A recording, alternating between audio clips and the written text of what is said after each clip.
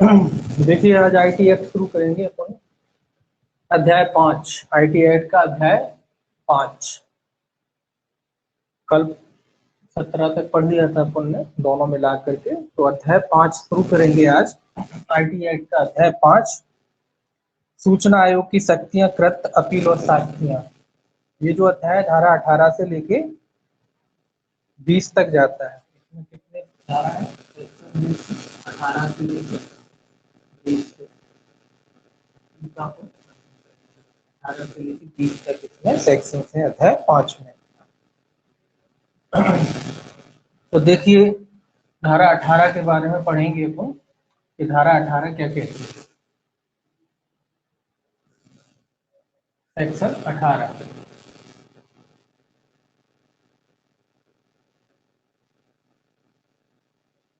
ये देखिए, ये कहते हैं सूचना आयोग की शक्तियां और कृत्य। इसमें क्या दिया गया है? शक्तियां और कृत्य किसके? सूचना आयोग।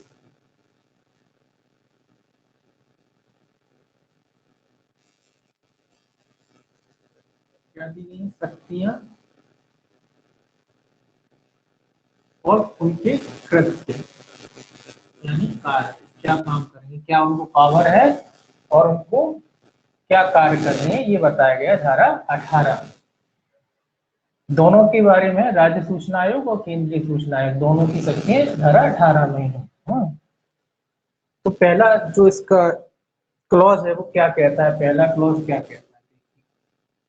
पहला क्लॉज क्या कहता है इसका? पहला क्लॉज कहता है इस अधिनियम के उपबंधों के अधीन रहते हुए यथास्थिति केंद्रीय सूचना आयोग या राज्य सूचना आयोग का यह कर्तव्य होगा कि वह निम्नलिखित किसी ऐसे व्यक्ति से शिकायत प्राप्त करें और उसकी जांच करें। तो पहला तो इसका कर्तव्य बताया गया है। क्या कर्तव्य है इनका? कि वो निम्नलिखित नीचे जो ABCD करके जो दिए गए हैं उन व्यक्तियों की ये क्या करें? शिकायत की जांच करें। तो पहला क्या कर्तव्य? शिकायत की जांच करना। जो भी शिकायत करता है, कोई व्यक्ति कंप्लेन करता है, उस कंप्लेन की जांच करना, शिकायत की जांच करना। तो पहला क्या है इनका? शिकायत की जांच करना। तो शिकायत का निपटारा कर लो, जांच कर लो, तो जांच करना। तो शिकायत की जांच करेंगे। कौन सी शिकायतें होंगी वो? अब ABCD करके लिखा है, वो कौन कौन सी शिकायतें होंगी, किन शिकायतों की ये जांच करेगी। देखिए पहला ए क्या कहता है? ये कहता है जो यथास्थिति केंद्रीय लोक सूचना अधिकारी या राज्य लोक सूचना अधिकारी को इस कारण से अनुरोध प्रस्तुत करने में असमर्थ रहा है कि इस अधिनियम के अधीन ऐसे अधिकारी की नियुक्ति नहीं की गई है या यथास्थिति केंद्रीय सहायक लोक सूचना अधिकारी या राज्य सहायक लोक सूचना अधिकारी ने इस अधिनियम के अधीन सूचना या अपील के लिए धारा 19 की उपधारा 1 में विनिर्दिष्ट केंद्रीय लोक सूचना अधिकारी या राज्य लोक सूचना अधिकारी अथवा ज्येष्ठ अधिकारी यानी वरिष्ठ अधिकारी यथास्थिति केंद्रीय सूचना आयोग या राज्य सूचना आयोग को उसके आवेदन को भेजने के लिए अस्वीकार करने से इनकार किया है। तो कौन सा व्यक्ति की मदद करना है इनको? पहली बात असमर्थ दोनों आए हैं इसमें, केंद्रीय सूचना आयोग और राज्य सूचना आयोग के जो अधिकारी हैं वो, और सहायक भी हैं इसमें, सहायक केंद्रीय सूचना आयोग अधिकारी और राज्य सहायक लोक सूचना अधिकारी, दोनों के दोनों। ये कैसा व्यक्ति है? अगर कोई व्यक्ति असमर्थ है, पहला तो ये ध्यान रखिए, असमर्थ। अगर ऐसा किस व्यक्ति की ये मदद करेंगे, जांच करेंगे कि ऐसा व्यक्ति है जिसने आवेदन लगाया था या सूचना प्राप्त करने में कोई व्यक्ति जो है असमर्थ है, तो ऐसे व्यक्ति की ये क्या करेंगे? मदद करेंगे, उनकी उसकी जांच करेंगे कि क्यों नहीं हो पाया। तो वो कई कारण हो सकते हैं। जो व्यक्ति असमर्थ है आवेदन लगाने में, या तो वो क्या उसका शिकायत है कि जो आयोग थे इनका आयोग का गठन ही नहीं हो पाया, या उस जगह जहाँ पे वो आवेदन कर रहा है उनका अधिकारियों की नियुक्ति नहीं हुई, इस वजह से वो आवेदन नहीं कर पाया, या अन्य कोई वजह हो सकती है जिसकी वजह से वो आवेदन नहीं कर पाया हो, है ना। या जो लोग जो नीचे के सहायक लोक सूचना अधिकारी हैं, केंद्रीय या राज्य सहायक लोक सूचना अधिकारी, ये उसकी मदद नहीं कर रहे हैं।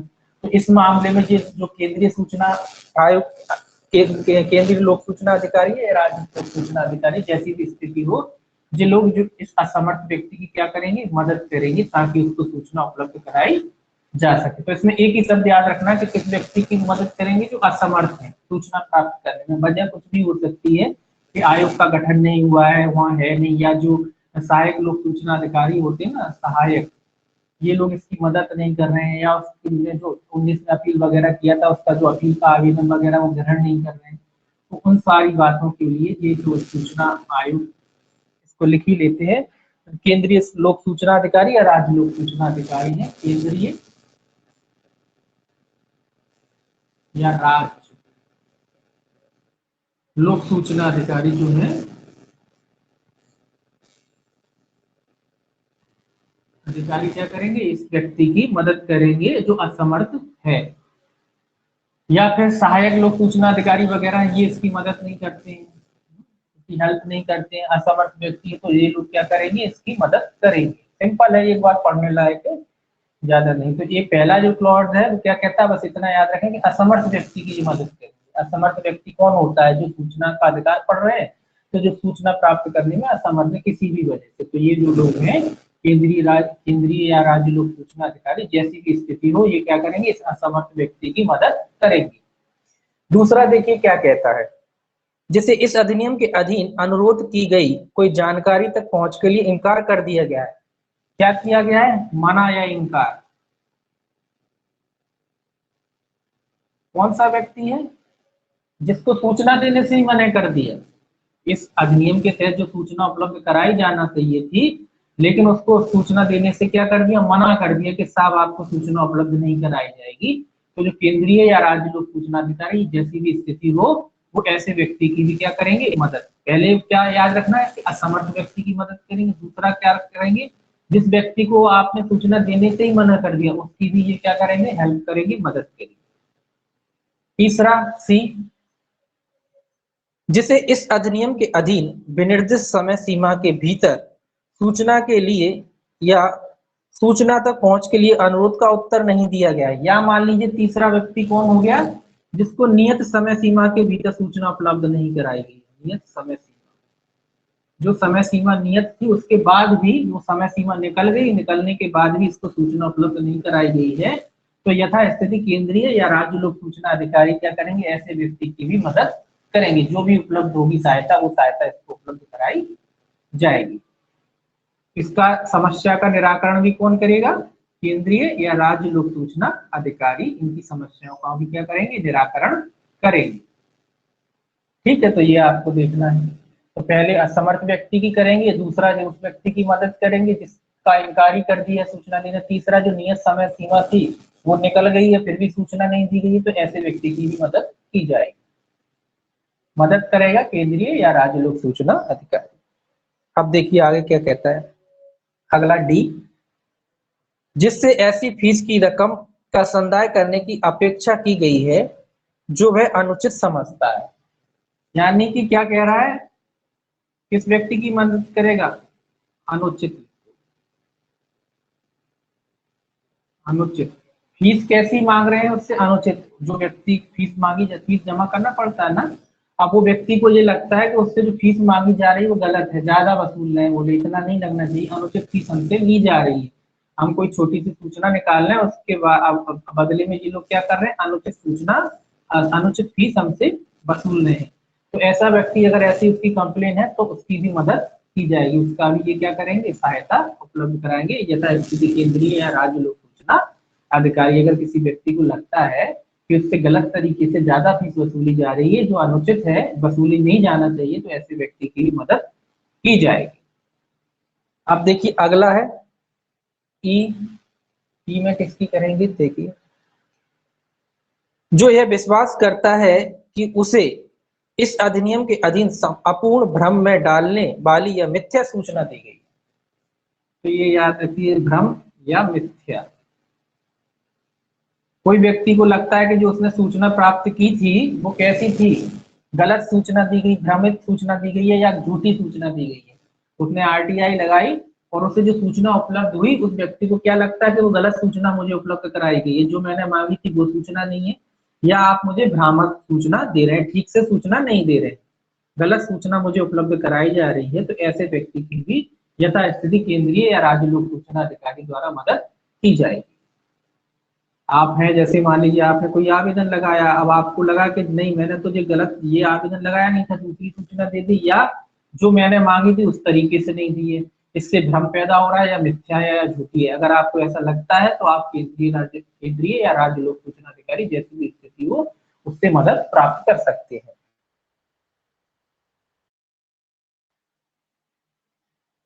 एफ, इस अधिनियम के अधीन अभिलेखों के लिए अनुरोध करने या उन तक पहुंच प्राप्त करने से संबंधित किसी अन्य विषय के संबंध में। अभिलेख मतलब दस्तावेज वगैरह है कोई अभिलेख।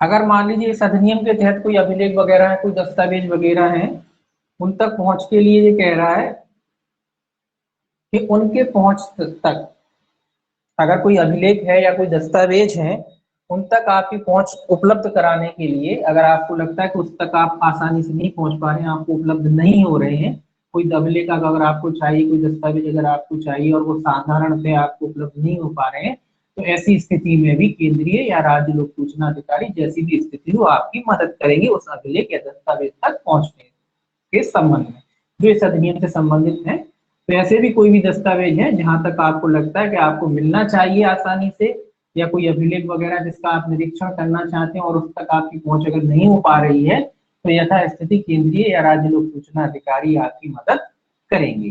ठीक है, तो ये उनके क्या होगा, एक तरीके से उनका मदद करी जाएगी इसके द्वारा, केंद्रीय राज्य लोक सूचना अधिकारी द्वारा।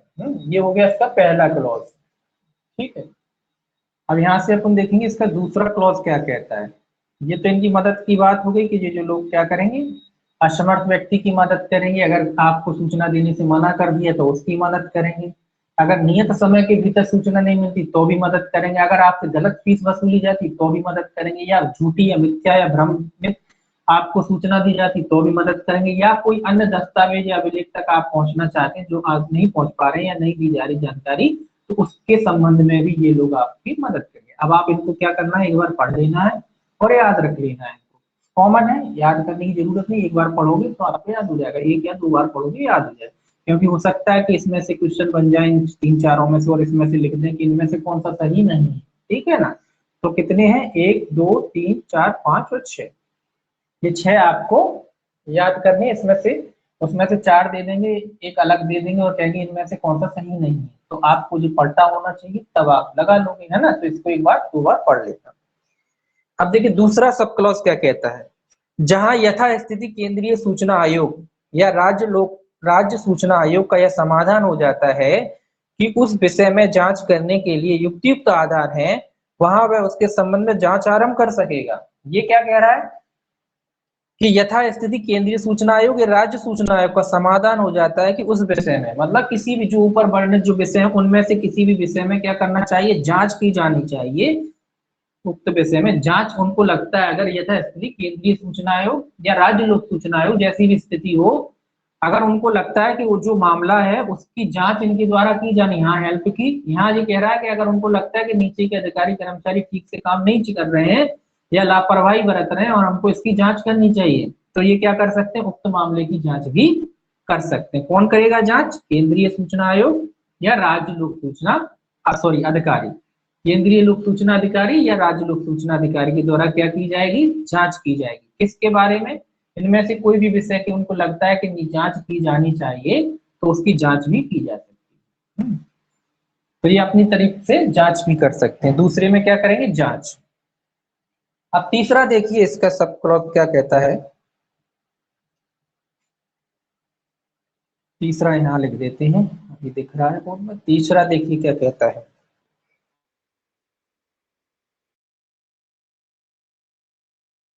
मामले में जांच करते समय वही शक्तियां प्राप्त होंगी जो निम्नलिखित मामलों के संबंध में सिविल प्रक्रिया संहिता निहित होती हैं। अर्थात देखिए ये शक्तियां तो सिंपल सी है, ये क्या कह रहा है, पहले दूसरे में क्या करेगा, ये जांच करेगा, इसको जांच की शक्ति। अब ये कह रहा है अगर जब जांच करेगा ये, तो कौन से न्यायालय की शक्तियां होंगी, इतना याद रखना है, सिविल न्यायालय की।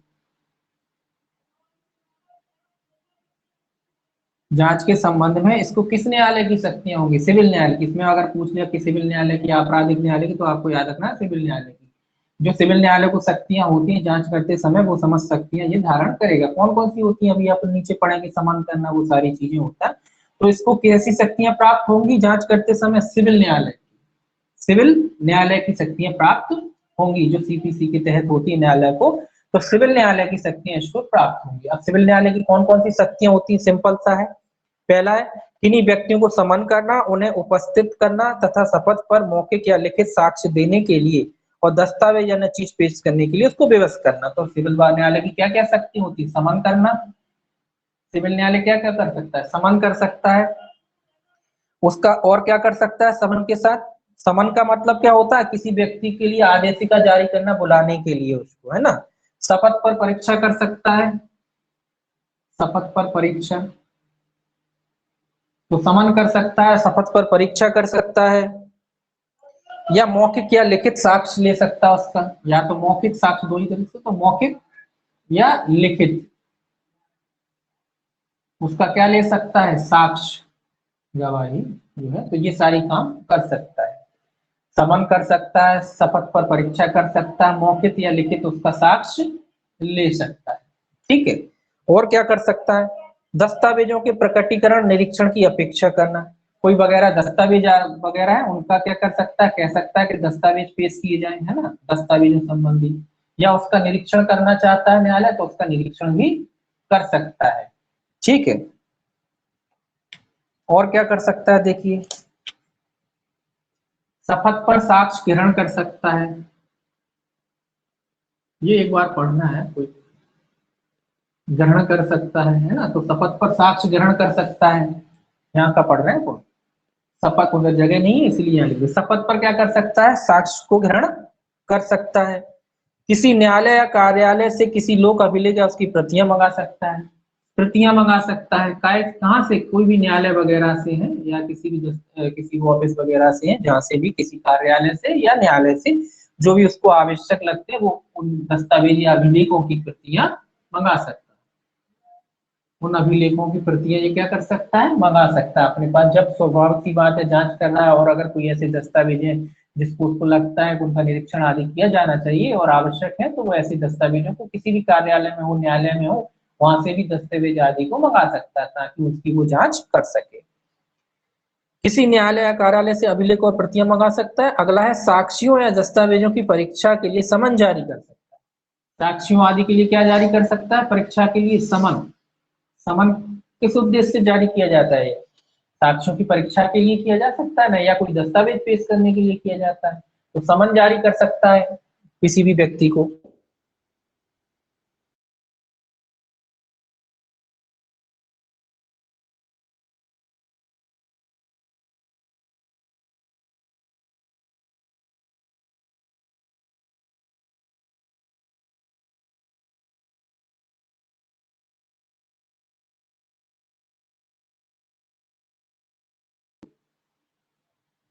कार्रवाई कर सकता है, अन्य विषयों के बारे में भी कार्रवाई कर सकता है। ठीक है। अब देखिए इसमें चौथा, और देखिए ये, इसमें चौथा यही लिख लेते हैं, कंप्लीट हो जाएगा। चौथा जो क्लॉज है वो क्या कहता है? देखिए चौथा कहता है यथा स्थिति संसद या राज्य विधान मंडल के किसी अन्य अधिनियम में अंतर्विष्ट किसी असंगत बात के होते हुए भी यथा स्थिति केंद्रीय सूचना आयोग या राज्य सूचना आयोग इस अधिनियम के अधीन किसी शिकायत की जांच करने के दौरान ऐसे किसी अभिलेख की परीक्षा कर सकेगा जिसे यह अधिनियम लागू होता है और जो लोक प्राधिकारी के नियंत्रण में है, और उसके द्वारा ऐसी किसी अभिलेख को उसमें उससे किन्हीं भी आधारों पर रोका नहीं जाएगा। तो ये क्या कह रहा है? यथा स्थिति संसद या राज्य विधान मंडल के किसी अन्य अधिनियम में अंतर्गत किसी असंगत बात के होते हुए भी यथा स्थिति केंद्रीय सूचना आयोग, राज्य सूचना आयोग इस अधिनियम के अधीन किसी शिकायत की जांच करने के दौरान ऐसे किसी अभिलेख की परीक्षा कर सकेगा जिसे इस अधिनियम यह अधिनियम लागू होता है, जो लोक प्राधिकारी के नियंत्रण में है, और उसके द्वारा ऐसे किसी अभिलेख को उससे किन्हीं भी आधारों पर रोका नहीं जाएगा। ये क्या कह रहा है? किसी भी दस्तावेज का जो जिस पर यह अधिनियम लागू होता है, भले ही संसद या विधानमंडल ने कोई भी नियम बनाए गए हो और वो नियम चाहे इसके प्रतिकूल ही क्यों ना हो, अगर उस पर ये आईटी एक्ट के अधिनियम लागू होते हैं और ऐसा कोई दस्तावेज है, दस्तावेज लिखते हैं जिस पर आईटी एक्ट के जी क्या है प्रोविजन लागू होते हैं, भले ही संसद के या अन्य कोई विधि बनाई हो और वो विधि इससे प्रतिकूल ही क्यों ना हो, अगर कोई सी लोक प्राधिकारी के कब्जे में कोई दस्तावेज है तो वो क्या कर सकता है, केंद्रीय या राज्य लोक सूचना अधिकारी उस दस्तावेज की भी जांच कर सकता है। अगर उस पर आईटी एक्ट लागू होता है, चाहे वो अन्य कोई विधि उसके प्रतिकूल ही क्यों ना हो या रोक ही क्यों ना लगाती हो, तो अभी वो अगर वो आईटी एक्ट के अधीन आता है और कोई दस्तावेज है लोक प्राधिकारी के अंडर में है, और अगर केंद्रीय या राज्य लोक सूचना अधिकारी को लगता है कि उसका निरीक्षण करना चाहिए या उसको चाहिए, तो वो क्या कर सकता है, उसका निरीक्षण आदि कर सकता है। तो ये अधिनियम, ये वो भी जो भी एक्ट है वो उसको रोकेगा नहीं। तो ये वाली धारा हो गई आपकी धारा 18। ठीक है, अब 19 पढ़ेंगे, थोड़ा इसको साफ कर लो।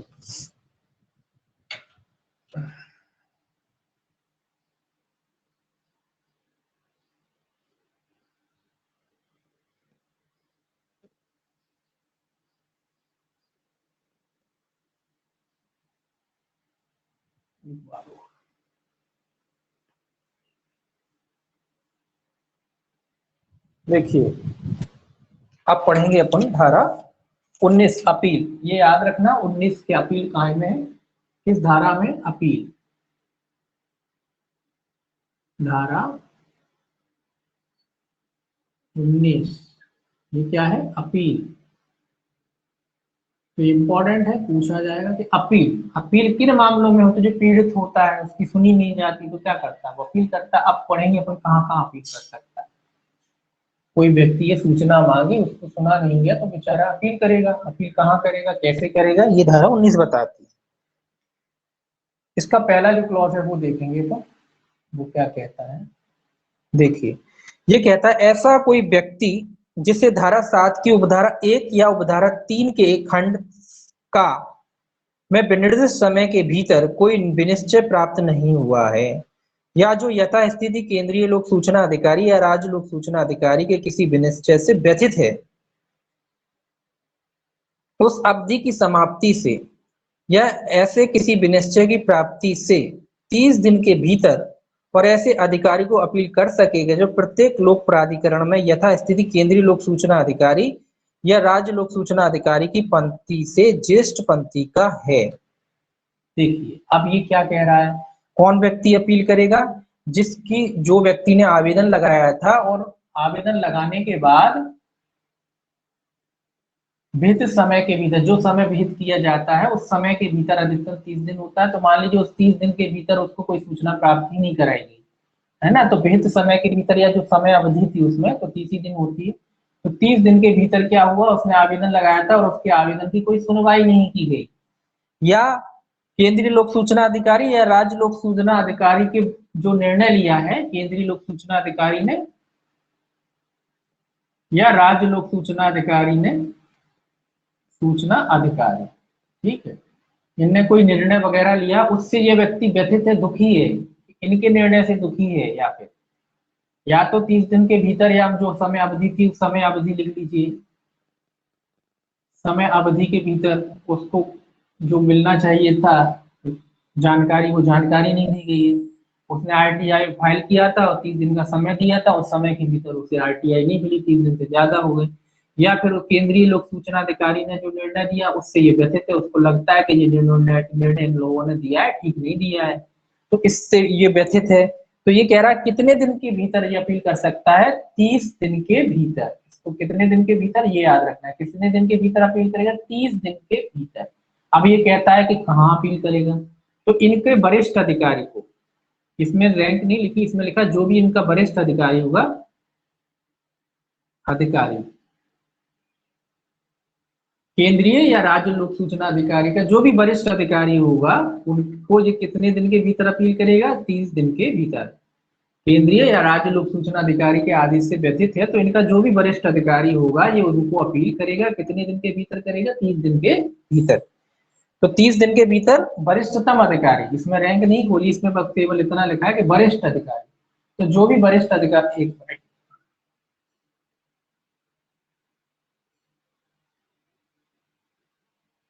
ठीक है, तो जो भी वरिष्ठ अधिकारी होगा उस वरिष्ठ अधिकारी को 30 दिन के भीतर ये क्या करेगा, अपील करेगा। एक रिक्वेस्ट आई,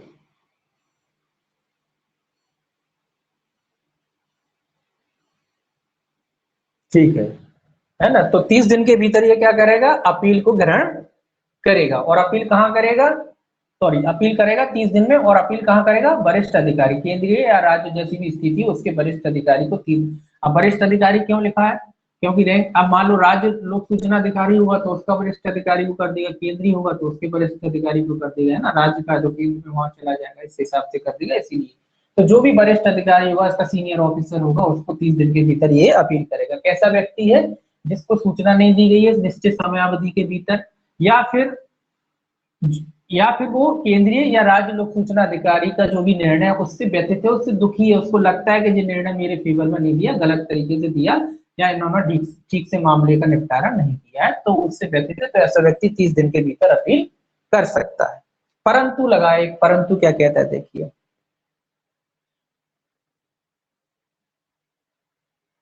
परंतु कहता है ऐसा अधिकारी 30 दिन की अवधि की समाप्ति के पश्चात अपील को ग्रहण कर सकेगा यदि उसका यह समाधान हो जाता है कि अपीलार्थी समय पर अपील फाइल करने में पर्याप्त कारण से निवारित हुआ। ये तो एक परंतु हमेशा रहता है कि जो अपील की अवधि कितनी है, 30 दिन। जो भी वरिष्ठ अधिकारी है वो 30 दिन के बाद भी अपील ग्रहण कर सकता है। 30 दिन के बाद, कब ग्रहण करेगा, 30 दिन के बाद, जब पर्याप्त कारण हो।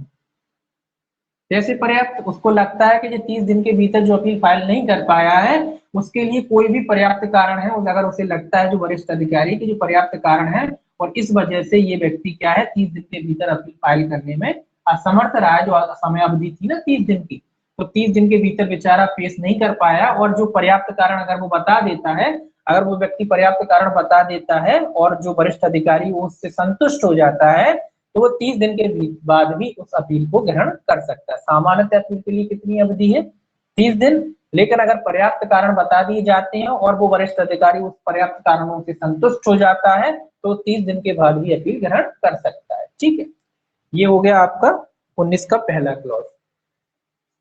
दूसरा क्लॉज ध्यान लिख लीजिए, दूसरा क्लॉज क्या कहता है देखिए। दूसरा क्लॉज है, जहां अपील धारा 11 के अधीन यथा स्थिति केंद्रीय लोक सूचना अधिकारी या किसी राज्य लोक सूचना अधिकारी द्वारा पर व्यक्ति की सूचना प्रकट करने के लिए किए गए किसी आदेश के विरुद्ध की जाती है, वहां संबंधित पर व्यक्ति द्वारा अपील उस आदेश की तारीख से 30 दिन के भीतर की जाएगी। ये क्या कह रहा है, जहां धारा 11 में पर व्यक्ति के बारे में बात कह रहा है, यथा स्थिति केंद्रीय लोक सूचना अधिकारी या किसी राज्य लोक सूचना अधिकारी द्वारा पर व्यक्ति की सूचना प्रकट करने के लिए किए गए किसी आदेश के विरुद्ध की जाती है, वहां संबंधित पर व्यक्ति द्वारा अपील उस आदेश की तारीख से 30 दिन के भीतर। ये पर व्यक्ति को भी लाभ की बात कह रहा है कि मान लीजिए किसी ने थर्ड पर्सन के बारे में कोई सूचना चाहिए थी। कैसा पर्सन है, थर्ड पर्सन के, आपने बताया ना थर्ड पर्सन कौन होता है, नागरिकों से भिन्न व्यक्ति। ये बार बार कह रहा हूं, नागरिकों से भिन्न व्यक्ति, और इसमें कौन आते हैं, लोक प्राधिकारी भी आते हैं। इसको इतना ही करना है, ज्यादा डिटेल में नहीं जाना है ना, तो इसको इतना ही बात, दो शब्द याद रखते हैं कि थर्ड पर्सन कौन है, जो नागरिकों से भिन्न है, जो नागरिकों की परिभाषा में नहीं आते वे व्यक्ति, और लोक प्राधिकारी यानी जो कर्मचारी वगैरह हैं, लोक प्राधिकारी हैं, सरकारी सेवक वगैरह हैं, जो है पब्लिक सर्वेंट है, वो भी इसमें थर्ड पर्सन की परिभाषा में आते हैं। अब आपने जो थर्ड पर्सन के खिलाफ किसी व्यक्ति ने आवेदन लगाया था या कोई सूचना चाहिए थी, है ना, आपने मान लीजिए आप ए हैं, आपने ये सूचना चाहिए थी इनके विरुद्ध। अब आप थर्ड पर्सन की सूचना की बात करें, अब थर्ड पर्सन इसमें व्यथित कौन है, अब इसमें व्यथित है थर्ड पर्सन, क्योंकि ये कह रहा है कि भैया हमारी सूचना काय को दे रहे हो। मान लो कोई कंपनी भी हो सकती है थर्ड पर्सन में, है ना, लोक प्राधिकारी भी हो सकता है, कोई अधिकारी भी हो सकता है, उनके खिलाफ हमने सूचना मांगी। अब इसमें जो थर्ड पर्सन है ये पीड़ित हो गए, ये कह रहे हैं कि साहब हमसे क्यों मांग रहे हो, आप लोक प्राधिकारी हैं या हम थर्ड पर्सन है, हमसे सूचना नहीं मांगी जा सकती। इनको ऐसा लगता है कि चूंकि हम थर्ड पर्सन की श्रेणी में आ रहे हैं तो हमसे सूचना नहीं मांगी जा सकती। तो ये लोग भी 30 दिन के भीतर क्या कर सकते हैं, कौन कर, इनकी बात कह रहे हैं, इसकी नहीं कह रहे, इनकी कह रहे हैं। ये लोग पीड़ित है ना, ये कह रहे हैं कि हमारे से सूचना क्यों मांगी जा रही है, इस एक्ट के तहत हम पे लागू नहीं होता। तो 30 दिन के भीतर ऐसा इनका मानना है। हालांकि इनकी सूचना भी दी जा सकती है अगर केंद्रीय या राज्य लोक सूचना अधिकारी को उपयुक्त लगता है और उनको लगता है कि लोक हित आवश्यक है तो इनसे संबंधित सूचना वो उपलब्ध करा सकता है। लेकिन इनको लग रहा है कि हमसे सूचना मांगना गलत है, तो अगर ये लोग पीड़ित हैं तो ये लोग भी 30 दिन के भीतर क्या कर सकते हैं, उसकी अपील कर सकते हैं। वरिष्ठ अधिकारी जो है उसको 30 दिन के भीतर थर्ड पर्सन भी कर सकते हैं, यानी लोक प्राधिकारी भी कर सकता है। और नागरिकों से दिन जो व्यक्ति, नागरिकों से दिन अधिकतर मोस्टली कंपनियां आती हैं, जो कंपनी वगैरह होती है तो वो आते हैं, तो वो लोग क्या कर सकते हैं, इसकी अपील कर सकते हैं। उदाहरण के लिए कोई कंपनी के आपने डॉक्यूमेंट निकालने की बात कर दी कि वो कोई कंपनी है प्राइवेट लिमिटेड, आप कह रहे हैं कि आपने जो डील करी थी वो डील के बारे में बोले हमें जानकारी दो, बोले राफेल डील हुई थी, बोले उसके पूरे बोले हमें ब्यौरे चाहिए। तो थर्ड पर्सन हो गया ना, वो कहेगा कि क्यों चाहिए भाई, आपको क्यों चाहिए। हाँ, यहाँ अगर लोक प्राधिकारी, केंद्रीय लोक सूचना अधिकारी या राज्य सूचना अधिकारी को लगता है कि लोक हित महत्वपूर्ण है, लोगों को इससे फायदा हुआ, जो जानकारी जो हुई है, करार जो हुआ उसकी जानकारी जनता के सामने भी आना चाहिए, तो ये दे सकते हैं। वैसे आप जानकारी प्राप्त नहीं कर सकते हैं लोगों से, है ना। तो ये थर्ड पर्सन के लिए आपने लगा दिया आवेदन। अब थर्ड पर्सन पीड़ित हो गया तो थर्ड पर्सन भी 30 दिन के भीतर आवेदन कर सकता है, अपील कर सकता है। ये कह रहा है सेक्शन 2। तो थर्ड पर्सन आप याद रखना कि थर्ड पर्सन अपील कहाँ कर रहा है, 19(2) में।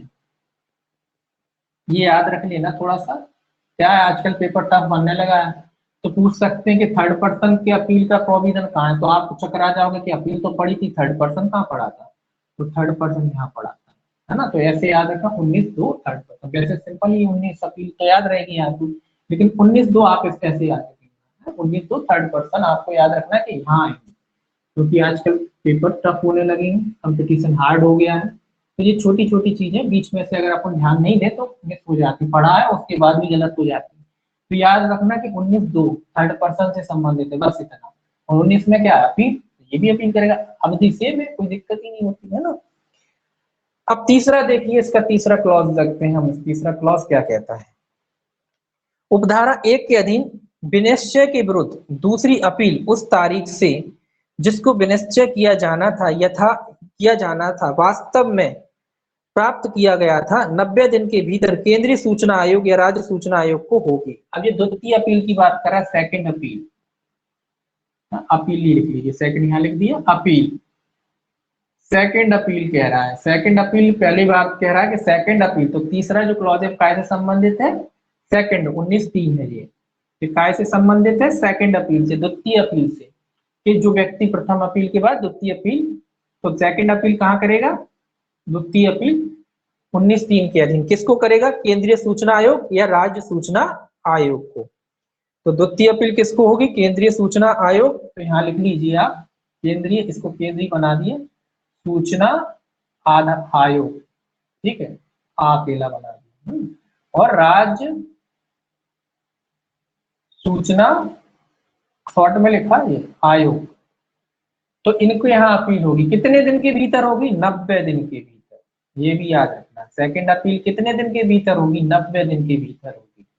अब सेकंड अपील कब होती है, जब आदमी प्रथम अपील से पीड़ित है, उसको लगता है प्रथम अपील में भी भैया निर्धारण नहीं हुआ हमारा, जो प्रथम अपील थी उससे भी हम संतुष्ट नहीं है, तो वो सेकंड अपील करेगा ना। वो सेकंड अपील कहाँ करेगा, केंद्रीय सूचना आयोग में, आयोग, ठीक है ना, तो केंद्रीय आयोग में करेगा। तो याद रखना ये आयोग लिखा है पीछे, तो केंद्रीय सूचना आयोग या राज्य सूचना आयोग, जैसी भी स्थिति हो वहां वो क्या करेगा, थर्ड अपील करेगा। और थर्ड अपील के लिए समय अवधि कितनी है, 90 दिन। ये थर्ड अपील के लिए कितनी समय अवधि है, 90 दिन। फर्स्ट अपील के लिए समय अवधि कितनी थी, 30 दिन। और सेकंड के लिए 90 दिन। तो 30 90 दो याद रखने हैं। थर्ड पर्सन के लिए भी फर्स्ट अपील के लिए कितना था, 30 ही दिन था, तो वो तो 30 ही दिन है ना। तो थर्ड अपील कौन से सेक्शन में है, 19(3), 19(3) में थर्ड अपील से संबंधित है। और 19(1) काय से संबंधित है, फर्स्ट अपील से संबंधित है। 19(1) फर्स्ट अपील से, देखिए ऐसे याद कर लेंगे आप, यहाँ आ रहा है, यहाँ आ रहा है। 19(1) जो है फर्स्ट अपील से संबंधित है। उसके बाद 19(3) याद रखेंगे आप, 19(3) काय से संबंधित है, यहाँ लिख लीजिए, 19(3) काय से संबंधित है, सेकंड अपील से। और 19(2) काय से संबंधित है, 19(2) थर्ड पर्सन से, थर्ड पर्सन था ये, पी बना दिया, तो ये थर्ड पर्सन से संबंधित है। तो तीनों ऐसे क्लॉज वाइज आपको याद रखने हैं। फर्स्ट अपील कहाँ है, 19(1) में, थर्ड अपील कहा है 19(3) में, एक का गैप है क्योंकि बीच में थर्ड पर्सन की बात आ गई, तो थर्ड पर्सन की अपील 19(3) में, तो सेकंड अपील 19(3) में, ये याद रखना है ना। और अपील कितने दिन में की जाएगी? सेकंड 90 दिन में। अब देखिए यथा परंतु आप जानते ही हैं कि परंतु क्या कहता है कि अगर कोई व्यक्ति 90 दिन के भीतर अपील नहीं कर पाया और अगर पर्याप्त कारण है, कैसे कारण है? पर्याप्त, और जो केंद्रीय सूचना आयोग है या राज्य सूचना आयोग है वो आपके जो आपने कारण बताए उन कारणों से संतुष्ट हो जाता है और उसको लगता है कि बिल्कुल सही कारण है और ये 90 दिन के भीतर अपील फाइल करने में असमर्थ रहा है व्यक्ति, और जो असमर्थता के जो कारण वो बता रहा है वो बिल्कुल ठीक है, उनको असंतुष्ट हो जाता है, तो वो 90 दिन के भीतर भी क्या कर सकता है? अपील को ग्रहण कर सकता है। कब ग्रहण कर सकता है? जब कारण पर्याप्त हो, जब वो सहमत हो आपकी जो आप जो वजह बता रहे हो, तो उस वजह से वो सहमत तो अगर होता है तो 90 दिन के भीतर भी क्या कर सकता है? अपील को ग्रहण कर सकता है। ये तो सब नहीं होता, तो आपको याद हुआ 90 दिन के भीतर भी और 30 दिन के भीतर भी यदि आप पर्याप्त कारण बता देते हैं और अगर कोई व्यक्ति जो केंद्रीय सूचना आयोग है या राज्य सूचना आयोग है वो आपके उन कारणों से, पर्याप्त कारणों से क्या होता है? एग्री करता है कि हाँ बिल्कुल ठीक है, तो वो क्या करेगा? आपकी अपील 90 या 30 दिन, वहां पे 30 दिन के बाद भी, यहाँ 90 तो सेम बात आती है, तो 90 दिन के बाद भी ग्रहण कर सकता है। ठीक है, अब कौन सा पढ़ना है? तीसरा पढ़ रहे थे, चौथा। अब देखिए चौथा, इसको यहां से देखिए चौथा देखते हैं अपन।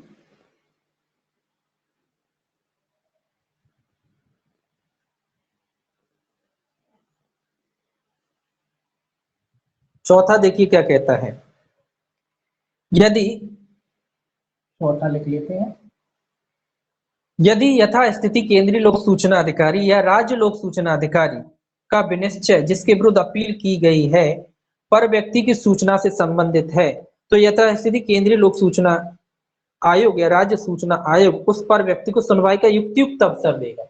ये यहाँ सेकंड अपील के बारे में कह रहा है कि अगर जो सेकंड अपील की गई थी अगर उसका मैटर पर व्यक्ति यानी थर्ड पर्सन से संबंधित है तो उसको क्या दिया जाएगा? सुनवाई का मौका दिया जाएगा।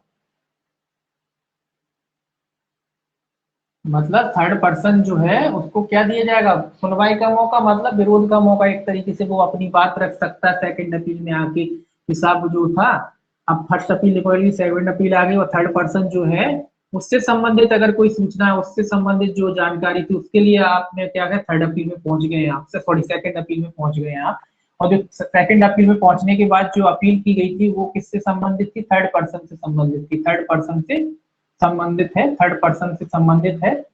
अगर थर्ड पर्सन से संबंधित है वो, तो जो आयोग है यथास्थिति जैसा भी हो, केंद्रीय सूचना आयोग या राज्य सूचना आयोग, वो क्या करेगा? उस थर्ड पर्सन को सुनवाई का मौका रख देगा, यानी उसको अपना विरोध करने का अवसर दिया जाएगा। इतना ही है, ये सेकंड अपील से संबंधित है। ठीक है, अगला है पांचवा, अपील संबंधी किन्हीं कार्रवाइयों में यह साबित करने का भार कि अनुरोध को अस्वीकार करना न्यायोचित था, यथास्थिति केंद्रीय लोक सूचना अधिकारी या राज्य लोक सूचना अधिकारी पर जिससे अनुरोध को अस्वीकार किया था होगा। ये क्या कह रहा है? अनुरोध, अनुरोध यानी आपने जो आवेदन दिया था, अनुरोध किया था, उसको अस्वीकार करने का पर्याप्त आधार था। ये कौन कह रहा है? जिसको आपने ये अपील किया था, किसको किया था आपने अपील? केंद्रीय सूचना अधिकारी या राज्य सूचना अधिकारी? केंद्रीय सूचना अधिकारी, ठीक है, या यहाँ नीचे लिख देते हैं, या राज्य सूचना अधिकारी, जैसी भी स्थिति हो, राज्य सूचना अधिकारी ये थे। ठीक है, केंद्रीय सूचना अधिकारी या राज्य लोक सूचना अधिकारी थे, इसको आपने अनुरोध किया था, आवेदन किया था। जब ये आपका आवेदन अस्वीकार कर देते हैं और ये कहते हैं, इनका क्या कहना है कि भैया जो आवेदन हमने इनका अस्वीकार किया है उसको अस्वीकार करने के पर्याप्त आधार से हम मानते हैं कि इनका जो आवेदन जो इन्होंने दिया था या जिन्होंने जो अनुरोध किया था वो स्वीकार करने योग्य नहीं था। इन्होंने जो चीज मांगी थी, जो जानकारी मांगी थी या जो आवेदन किया था वो स्वीकार करने योग्य नहीं था, यानी कि उसको अस्वीकार किया जाना चाहिए था। तो इसको सिद्ध करने का भार किस पे होगा? इन्हीं पे होगा। सेकंड अपील में ये लोग सिद्ध करेंगे कि जो आवेदन अस्वीकार किया गया है वो आवेदन क्यों अस्वीकार किया गया और क्यों मानते हैं ये लोग कि इनका आवेदन स्वीकार नहीं किया जाना चाहिए या अस्वीकार किया जाना चाहिए। तो इन इसकी अस्वीकृति के आधार भी ये दोनों केंद्रीय सूचना अधिकारी या राज्य सूचना अधिकारी ये अपने आधार बताएंगे कि इनके आधार क्यों किन आधारों पर और किस वजह से उसका आवेदन अस्वीकार किया गया। एक तरीके से सबूत का भार मान लीजिए इन्हीं पे है, यही सिद्ध करेंगे, यही बताएंगे कि क्यों आवेदन जो है इनको अस्वीकार किया था। जब आयोग में जब मामला पहुंच जाएगा तो आयोग के समक्ष इन्हीं को बताना होगा, जो अस्वीकार कर रहा है वही बताएगा। ये था पांचवा। अब छठवा देखिए, तो आधार कौन बताएगा? केंद्रीय सूचना अधिकारी या राज्य सूचना अधिकारी। जैसी भी स्थिति होगी अगर वो अस्वीकार करता है अनुरोध को तो किस वजह से क्यों अनुरोध को अस्वीकार किया वो कारण ये बताएंगे। अब देखिए छठवा क्या कहता है, उपधारा 1 या उपधारा 2 के अधीन किसी अपील का निपटारा लेखबद्ध किए जाने वाले कारणों से अपील की प्राप्ति के 30 दिन के भीतर या ऐसी विस्तारित अवधि के भीतर जो उसके फाइल किए जाने की तारीख से कुल 45 दिन से अधिक ना हो किया जाएगा। ये क्या कह रहा है? उपधारा 1 और 2 पहला और दूसरे की बात कह रहा है के अधीन किसी अपील का निपटारा लेखबद्ध किए जाने वाले कारणों से अपील की प्राप्ति के 30 दिन के भीतर या ऐसी विस्तारित अवधि के भीतर जो उसके फाइल किए जाने की तारीख से कुल 45 दिन से अधिक की ना हो किया जाएगा। तो ये अवधि बता रहा है कि जो अपील का निपटारा है, काय का निपटारा, अपील की बात करें ना तो अपील का निपटारा करने की बात कह रहा है कि यथास्थिति अपील का निपटारा पहले तो क्या कह रहा है 30 दिन में किया जाएगा। अपील का जो निपटारा है वो कितने दिन में किया जाएगा? 30 दिन के भीतर किया जाएगा। ये साधारण नियम है कि 30 दिन के भीतर अपील का निपटारा किया जाएगा।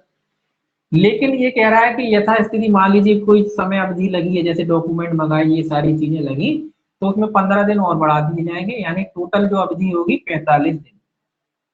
तो 45 दिन के भीतर क्या किया जाएगा? फिर उसका निपटारा किया जाएगा। सामान्यतः तो 30 दिन में किया जाएगा। मान लो कुछ दस्तावेज यहाँ से वहां गए, वहां से इस अधिकारी से उस अधिकारी को, उस अधिकारी से इस अधिकारी को भेजे, तो ये 15 दिन और जोड़ दिए जाएंगे। अगर ऐसा कोई वजह है कि दस्तावेज नीचे से ऊपर गए, ऊपर से नीचे, तो इस तरीके का अगर कोई बात है तो 15 दिन एक्स्ट्रा और जोड़ दिए जाएंगे। तो टोटल फिर कुल अवधि कितनी हुई? 45 दिन। तो 45 दिन से अधिक किसी भी हालत में नहीं होगा।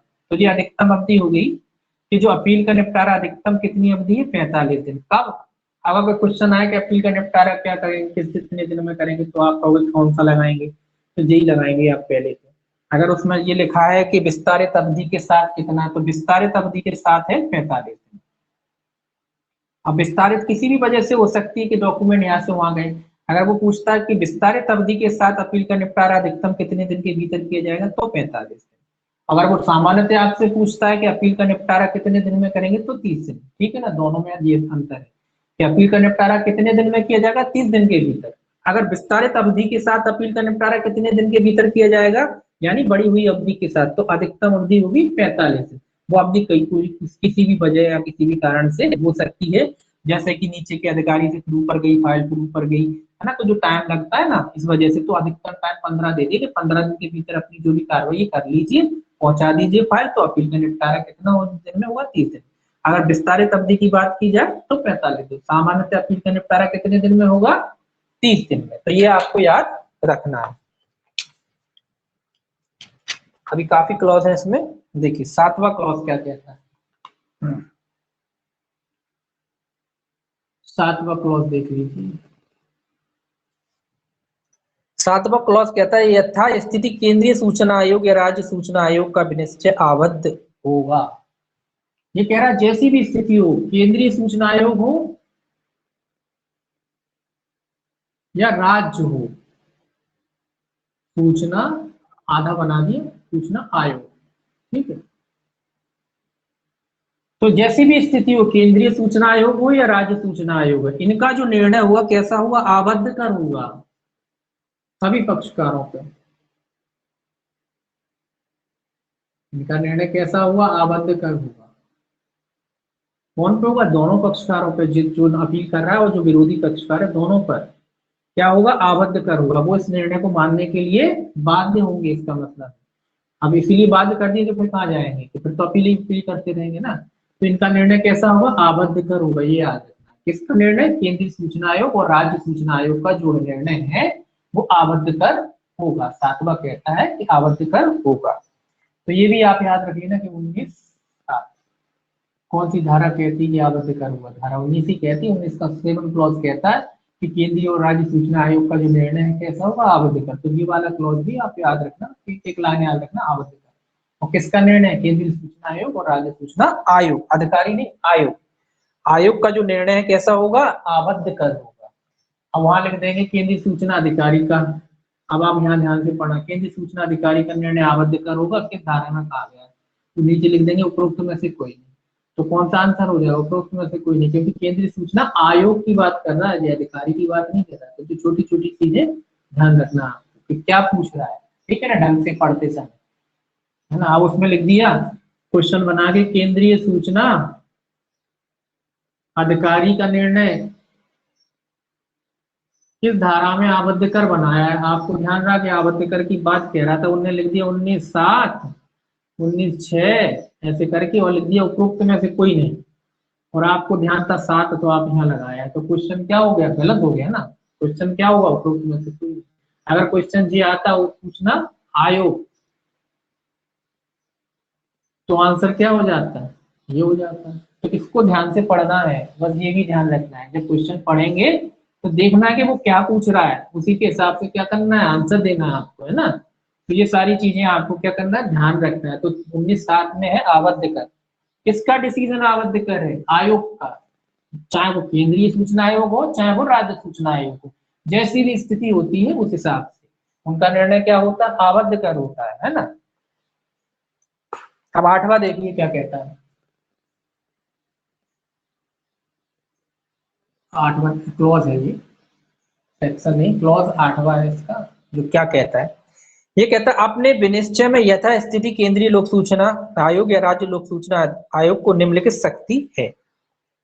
ये शक्तियां हैं,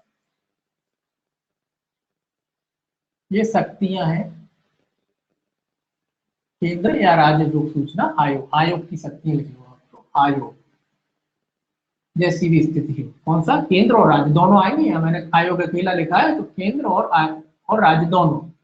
आयोग में दोनों है, केंद्र भी है और राज्य भी है ना। केंद्र और राज्य दोनों की बात करें, उनको क्या शक्तियां? निम्न शक्तियां होंगी। ये कौन कौन सी शक्तियां होंगी? देखिए पहला इसमें लिखा है लोक प्राधिकरण से, पहला ए है इसका। ये कहता है लोक प्राधिकरण से ऐसे उपाय करने की अपेक्षा करना जो इस अधिनियम के उपबंधों का अनुपालन सुनिश्चित करने के लिए आवश्यक हो, जिसके अंतर्गत निम्नलिखित भी आते हैं। तो ये कहता है लोक प्राधिकरण,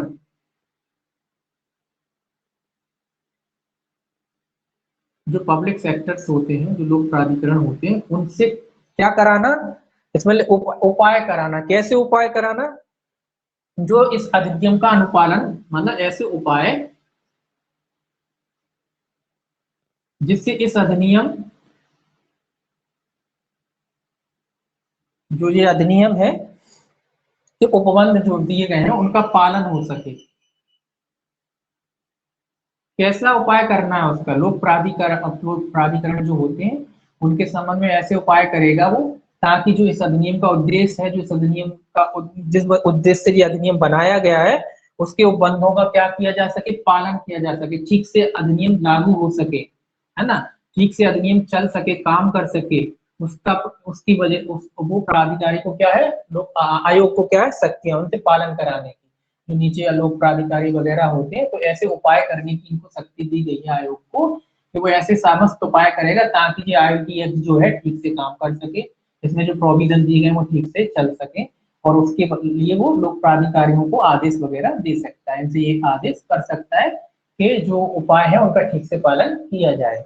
इसमें पहला देखिए क्या कहता है। इसमें पहला देखिए, पहला कहता है सूचना तक पहुंच उपलब्ध कराना यदि विशिष्ट प्रारूप में ऐसा अनुरोध किया जाता है। तो इनको आदेश करेगा कि भाई सूचना तक पहुंच उपलब्ध कराना व्यक्तियों को, ये आपकी जिम्मेदारी हर प्राधिकरण और आयोग को कह दिया जाएगा कि सूचना तक पहुंच, जनता की पहुंच हो, ऐसी आप व्यवस्था करके रखें। अगर किसी प्रारूप वगैरह में है तो वो सारी चीजें, तो ये आयोग की जिम्मेदारी है। तो इसीलिए आपने देखा होगा कि हर डिपार्टमेंट, हर जगह सूचना के अधिकारी होते हैं, अपने अपने बिठाले रहते हैं। तो इसी वजह से बिठाले रहते हैं ताकि जनता को कोई भटकना ना पड़े, है ना। तो सूचना उपलब्ध हो सके इसकी व्यवस्था करना ताकि आसानी से उपलब्ध हो सके। दूसरा, यथास्थिति केंद्रीय लोक सूचना अधिकारी या राज्य लोक सूचना अधिकारी को नियुक्त करना। तो नियुक्ति, किसकी नियुक्ति? जैसी भी स्थिति, केंद्रीय या राज्य, केंद्रीय या राज्य सूचना अधिकारी, जैसी भी स्थिति उनकी नियुक्ति करना। ये इनकी नियुक्ति करेंगे तभी तो आगे बढ़ेगा अधिनियम, तभी तो लोगों को सूचना होगी। तो सूचना आसानी से उपलब्ध हो ये करना। दूसरा, इनकी नियुक्ति का प्रोविजन करना। तीसरा, कौन करेगा? आयोग करेगा। कतिपय सूचना या सूचना के प्रवर्गों को प्रकाशित करना, प्रकाशन की व्यवस्था भी करेगा।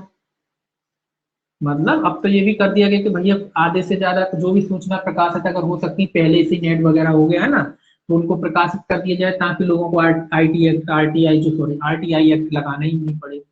आरटीआई एक्ट उसको लगाना ही नहीं पड़े इस वजह से। तो आरटीआई एक्ट उसको लगाना ना पड़े इस वजह से, क्या कह रहा, आरटीआई एक्ट उसको लगाना ही नहीं पड़े इस वजह से उसके प्रकाशन की भी ये क्या करेगा? व्यवस्था करेगा कि कुछ भी जो भी प्रकाशित हो सकती है सूचना है वो पहले से प्रकाशित कर दी जाए ताकि लोगों को बेवजह आरटीआई एक्ट लगाना ना पड़े। अब चौथा क्या कहता है, देखिए कौन सा था? सूचना। हाँ, चौथा क्या कहता है? चौथा कहता है अभिलेखों के अनुरक्षण, प्रबंधन और उनके विनाश से संबंधित अपनी पद्धतियों में आवश्यक परिवर्तन करना।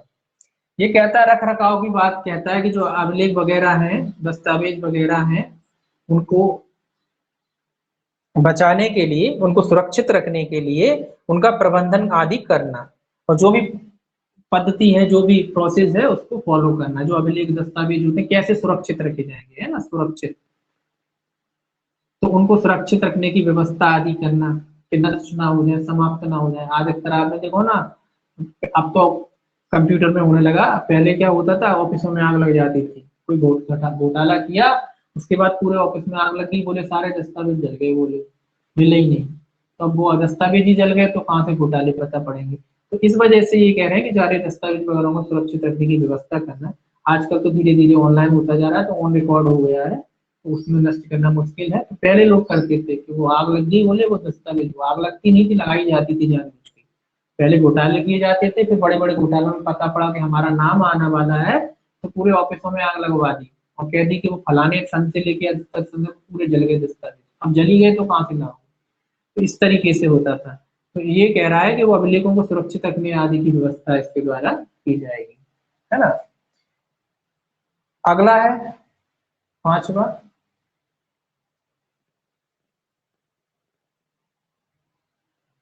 अपने अधिकारियों के लिए सूचना के अधिकार के संबंध में प्रशिक्षण के उपबंध को बढ़ाना। तो उनकी प्रशिक्षण की व्यवस्था करना, किसकी? ये अधिकारी जो है उनके प्रशिक्षण की व्यवस्था करना ताकि इनको प्रशिक्षण मिल सके, ट्रेनिंग मिल सके और ये ढंग से पालन करें अधिनियम का। तो उनकी ट्रेनिंग की व्यवस्था भी करना, ये भी उनके कर्तव्य है, इसको सही रखना है। छठवा देखिए, धारा 4 की उपधारा 1 के खंड ख के अनुसरण में अपनी एक वार्षिक रिपोर्ट उपलब्ध कराना। तो वार्षिक रिपोर्ट उपलब्ध कराना ये भी इनका कर्तव्य है। वार्षिक रिपोर्ट इसलिए ताकि पता पड़ सके कि क्या अधिनियम कैसे काम कर रहा है, सरकार को लगता है कि ठीक से काम कर रहा है, ठीक है।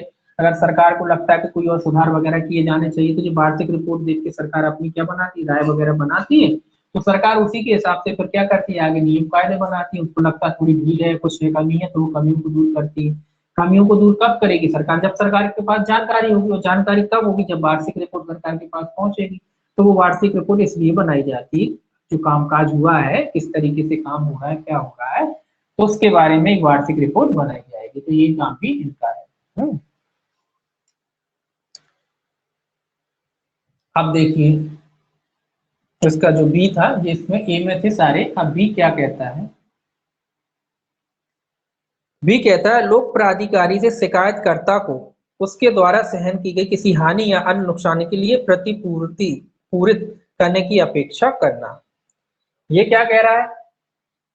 ये कह रहा है कि किसी को क्षति हुई, किसी व्यक्ति को, तो क्षतिपूर्ति, कौन सा, किसी व्यक्ति को अगर क्षति होती है तो क्षतिपूर्ति की व्यवस्था किससे? लोक प्राधिकारी की वजह से किसी को अगर क्षति हुई तो जो लोक प्राधिकारी है उससे क्षतिपूर्ति दिलाई जाएगी। किसको दिलाई जाएगी? जिसने आवेदन दिया था।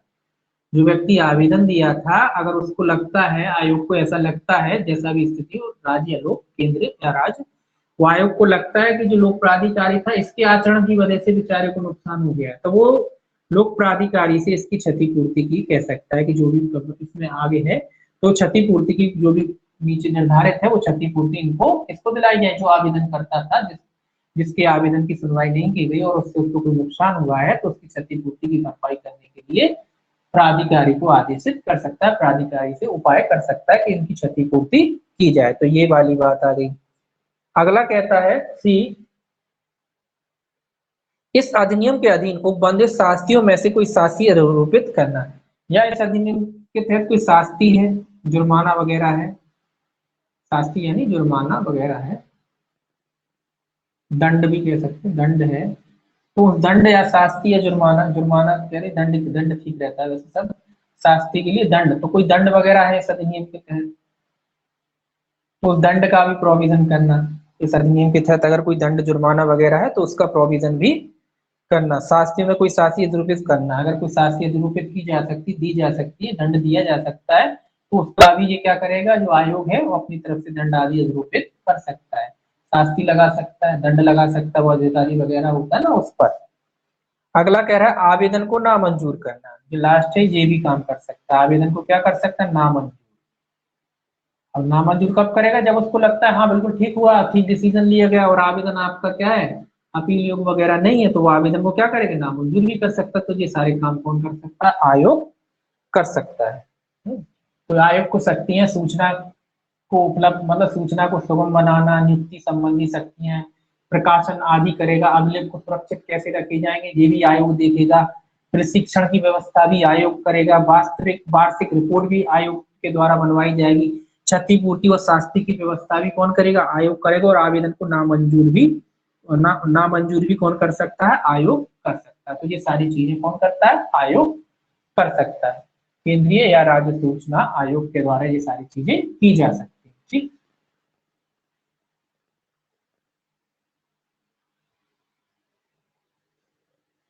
देखिए अब क्या कहता है ये, अब कहता है नौवा जो क्लॉज है वो क्या कहता है,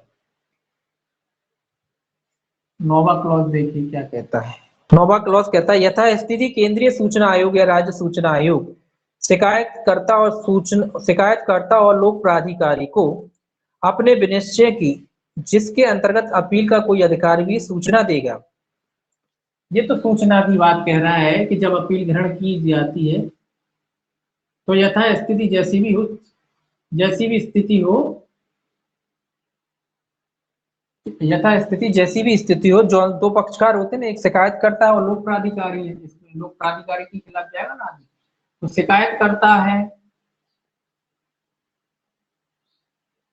या लोक प्राधिकारी है,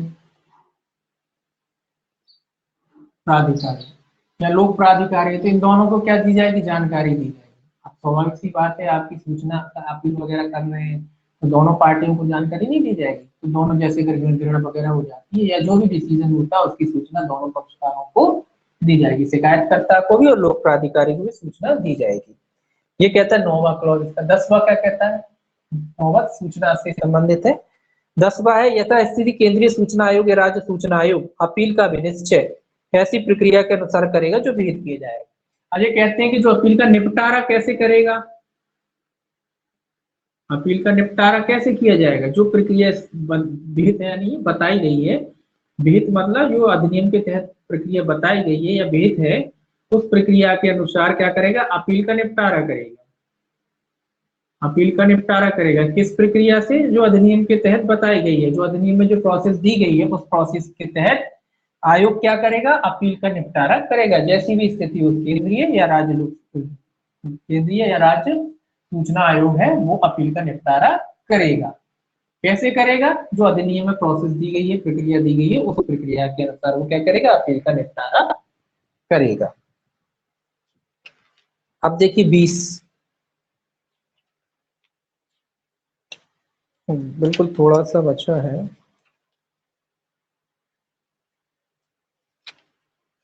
चलिए 20 देखिए, धारा 20 इसको या फिर कल पढ़ लेंगे 20 को, क्योंकि शास्त्री हैं, वैसे भी 10 बचे हैं और आज ये हो नहीं पाएगा मुझे लग रहा है। 20 है और फिर पीछे के कुछ हैं तो शायद कल हो जाए।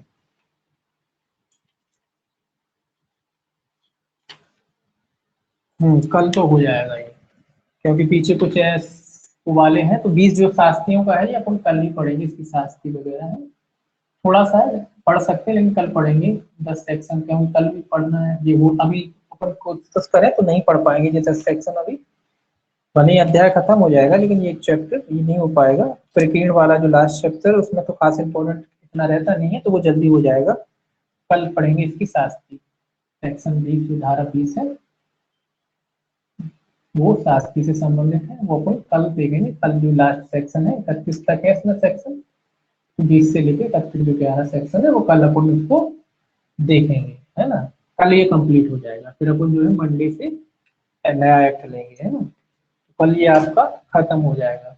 आज थोड़ा अपील का था, अपील इम्पोर्टेंट थी, उसमें बहुत सारी चीजें आई हैं इसीलिए उसको बताया। तो अपील इम्पोर्टेंट थी इसीलिए वो आपको इतना पूरा क्लोज वाइज बताया। तो अपील को भी थोड़ा ध्यान से पढ़ना है, क्योंकि पूरा जो आयोग है कि शक्ति वगैरह सब उसी में लिखा हुआ था, तो आप उसको ध्यान से पढ़ेंगे, है ना।